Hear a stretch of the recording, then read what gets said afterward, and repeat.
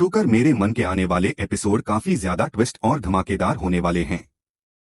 यहाँ पर कहानी में एक के बाद एक बड़े राज सामने आने वाले हैं। सबसे पहले हमें देखने को मिलेगा कि मिशिका सोना को लेकर मेले में घूमने जाती है, लेकिन अचानक मेले की भीड़ में सोना उससे गुम हो जाती है। सोना के गायब होते ही मिशिका बुरी तरह घबरा जाती है और सोचने लगती है कि अगर सोना नहीं मिली तो सूरज और उसका पूरा परिवार उसका बहुत बुरा हाल कर देगा। वह घबराई हुई सोना को इधर उधर ढूंढ रही होती है। तभी अचानक उसकी नजर दीपा पर पड़ती है और उसे देखते ही मिशिका चौंक जाती है। वह दीपा से कहती है, दीपा तुम यहाँ क्या कर रही हो? दीपा भी उसे देखकर हैरान होती है और कहती है, मुझे भी तुम्हें यहाँ देखकर हैरानी हो रही है। तुम यहाँ क्या कर रही हो? मिशिका कहती है कि वह सोना को लेकर मेला घूमने आई है, लेकिन इसके बाद वह दीपा को ताना मारते हुए कहती है, तुम अभी तक जिंदा हो। मुझे तो लगा था तुम इस दुनिया में नहीं होगी। दीपा भी उसे करारा जवाब देती है और कहती है, ऊपर वाले ने अगर मेरे नसीब में मरना लिखा ही नहीं है तो मैं क्यों मरूंगी? आखिर तुमने तो मुझे खत्म करने की पूरी कोशिश की थी। तुमने ही मुझे इंजेक्शन दिया था ना? मिशिका कहती है कि हाँ, लेकिन इतनी तकलीफ झेलने के बाद भी तुम जिंदा बच गई। इसके बाद दोनों के बीच तीखी बहस शुरू हो जाती है। मिशिका दीपा को खूब भला बुरा सुनाती है, लेकिन दीपा भी पीछे नहीं हटती और कहती है, तुम जैसे दुश्मन हो तो मुझे किसी और दुश्मन की जरूरत ही नहीं।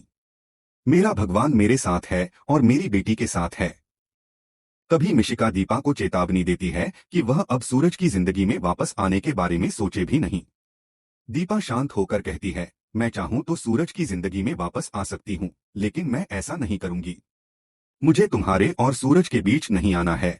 यह सुनकर मिशिका मन ही मन सोचती है कि अच्छा हुआ दीपा को अभी तक यह नहीं पता कि उसकी और सूरज की शादी हुई ही नहीं है। दीपा अभी भी यही समझ रही है कि हम दोनों पति पत्नी हैं। तभी दीपा मिशिका को साफ साफ चेतावनी देती है कि अगर उसने उसकी बेटी या उसके रास्ते में आने की कोशिश की तो वह उसे बिल्कुल नहीं छोड़ेगी। मिशिका सोचती है कि उसे दीपा के मुंह लगने से कोई फायदा नहीं है, क्योंकि उसे तो सबसे पहले सोना को ढूंढना है। अगर सोना नहीं मिली तो घर में उसकी बहुत डांट पड़ेगी और खासकर सूरज तो उससे और भी ज्यादा नाराज हो जाएगा। इसलिए वह दीपा से कहती है कि उसे उसके मुंह लगने का कोई शौक नहीं है।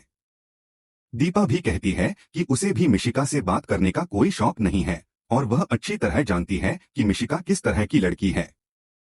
दोनों की बहस चल ही रही होती है कि तभी सूरज वहां आ जाता है और मिशिका को आवाज लगाता है। सूरज को अपनी तरफ आते हुए देखकर दीपा तुरंत वहां से चली जाती है ताकि सूरज उसे देख न ले।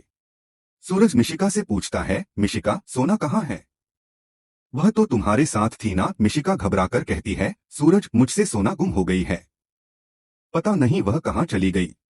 मैं कब से उसे ढूंढ रही हूँ, लेकिन अभी तक नहीं मिली। यह सुनते ही सूरज का गुस्सा 7वें आसमान पर पहुंच जाता है। वह मिशिका से कहता है कि एक छोटी सी बच्ची का भी वह ठीक से ख्याल नहीं रख सकी। अगर उसने जिम्मेदारी ली थी तो उसे संभालना भी चाहिए था। सूरज बहुत परेशान होकर कहता है कि अगर उसकी बेटी को कुछ हुआ तो वह मिशिका को कभी माफ नहीं करेगा। दूसरी तरफ सोना मेले में अपने पापा को आवाज लगाते हुए रो रही होती है। तभी एक अनजान आदमी उसकी तरफ आता है और उसे बहलाने की कोशिश करता है। वह कहता है, बेटा क्या तुम अपने परिवार के पास जाना चाहती हो? तुम्हारे पापा ने ही मुझे तुम्हें लेने के लिए भेजा है। मेरे साथ चलो, मैं तुम्हें तुम्हारे पापा के पास लेकर जाता हूँ। लेकिन सोना समझदार होती है।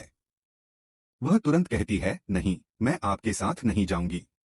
मेरे पापा और दादी ने मुझे समझाया है कि किसी अनजान आदमी से बात नहीं करनी है और उसके साथ कहीं नहीं जाना है। वह आदमी उसे खाने पीने का लालच देकर साथ चलने के लिए कहता है, लेकिन सोना साफ मना कर देती है और कहती है कि वह खुद अपने पापा को ढूंढ लेगी। तभी दूसरी तरफ लावण्या अपने परिवार के साथ मेले से वापस जाने की तैयारी कर रही होती है। वह कहती है कि आज मेले में बहुत मजा आया। तभी सूरज वहां आकर पूछता है कि माँ, क्या सोना आपके साथ है? लावण्या कहती है कि नहीं बेटा, सोना तो मिशिका के साथ गई थी। यह सुनकर सूरज मिशिका से सोना के बारे में पूछता है। मिशिका घबराते हुए पूरी बात बताती है कि वह फोन पर बात कर रही थी और तभी सोना उसका हाथ छुड़ाकर न जाने कहां चली गई। यह सुनकर लावण्या का गुस्सा फूट पड़ता है। वह मिशिका को खूब खरी खोटी सुनाती है और कहती है कि तुम्हें एक छोटी सी बच्ची भी संभालनी नहीं आई। अगर मेरी पोती को कुछ हो गया तो मैं तुम्हें कभी माफ नहीं करूंगी। गुस्से में लावण्या मिशिका को जोरदार थप्पड़ मार देती है और कहती है कि अगर तुम्हें पता था कि तुम उसका ध्यान नहीं रख सकती तो उसे अपने साथ लेकर ही क्यों गई। अब मेरी पोती को जल्दी से ढूंढ कर लाओ। दूसरी तरफ उर्मी अपनी माँ से कहती है कि देखो माँ, मैंने एक ही चाल से दो काम कर दिए। वहीं सूरज और लावण्या सोना को लेकर बेहद परेशान हो जाते हैं।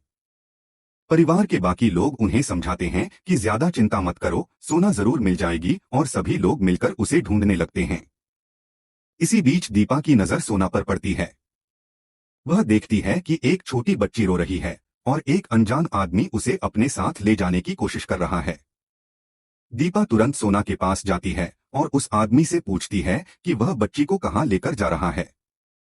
सोना रोते हुए कहती है, आंटी, मैं इन्हें जानती तक नहीं हूँ। यह मुझे जबरदस्ती अपने साथ ले जाना।